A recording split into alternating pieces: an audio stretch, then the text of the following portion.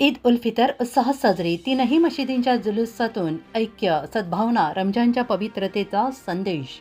पिंपळगाव बसवंत शहरात ईद उल फितर हा सण मोठ्या उत्साहात, श्रद्धा आणि आनंदाच्या वातावरणात साजरा करण्यात आला. रमजान म्हणजे बरकतीचा महिना आणि ईद म्हणजे आनंदाचा सण. आत्मशुद्धी, स्नेहभाव, बंधुभाव वाढवणाऱ्या रमजान महिन्यानंतर पहिल्या चंद्रदर्शनानंतर ईद उल फितर साजरी करण्याची परंपरा आहे. सकाळी शहरातील तीनही मशिदींच्या मौलानांच्या उपस्थितीत मुस्लिम बांधवांनी पारंपरिक पोशाखात आणि भक्तिभावाने भव्य जुलूसात सहभाग घेतला. हा जुलूस पिंपळगाव शहरातील प्रमुख मार्गाने मार्गक्रम होत ईदगाह मैदानावर येऊन संपन्न झाला.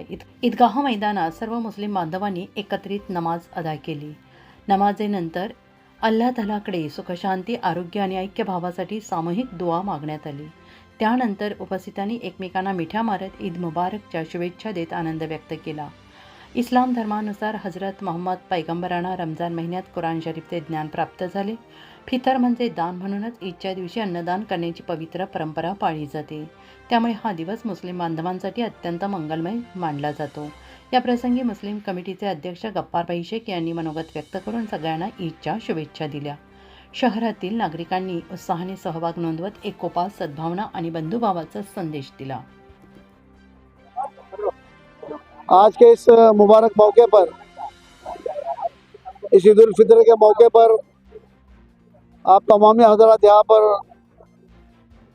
ईदगाह के अंदर नमाज अदा करने के लिए तशरीफ लाए।